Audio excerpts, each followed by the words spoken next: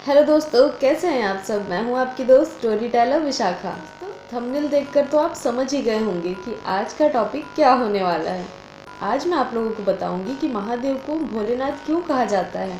और इसके पीछे तो दोस्तों वैसे तो बहुत सारी कहानियां हैं, पर मैं आपको आज एक कहानी सुनाऊंगी। तो चलिए दोस्तों, वीडियो स्टार्ट करते हैं। दोस्तों, हिंदू धर्म को मानने वाले भगवान शिव में बेहद आस्था रखते हैं और उनका स्थान सभी देवी देवताओं में सबसे उच्च माना जाता है। इसलिए उन्हें देवों के देव महादेव कहा जाता है। वैसे तो दोस्तों भगवान शिव को बहुत सारे नामों से बुलाया जाता है, जिनमें से एक भोलेनाथ भी है। और भोलेनाथ उन्हें इसलिए कहा जाता है क्योंकि उन्हें प्रसन्न करना बेहद आसान है।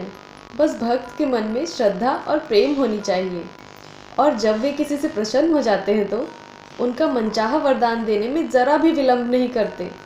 ठीक वैसे ही जब बच्चा किसी से खुश हो जाता है तो बिना किसी कपट भाव के अपना सब कुछ देने के लिए तैयार हो जाता है।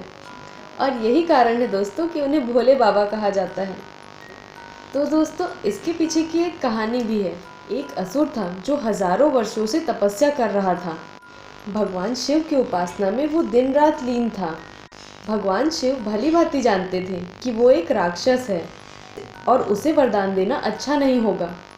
फिर भी वे अपने भोले स्वभाव के कारण प्रकट हुए और असुर से वरदान मांगने के लिए कहा। उस असुर का नाम भस्मासुर था। भस्मासुर ने शिवजी से वरदान मांगा कि वह जो कुछ भी छुए वो तुरंत भस्म हो जाए। शिवजी ने तथास्तु कहकर उसे वरदान दे दिया। अब भस्मासुर वरदान की परीक्षा लेना चाहता था। भस्मासुर को लगा कि अगर वह भगवान शिव को ही भस्म कर दे तो फिर उससे श्रेष्ठ कोई नहीं रह जाएगा। ऐसा माना जाता है दोस्तों कि भगवान शिव कभी अपने भक्तों को खाली हाथ नहीं लौटाते। इसलिए भोले अपनी जान बचाकर भागने लगे। तब भगवान विष्णु ने एक चाल चली और मोहिनी का रूप धारण किया।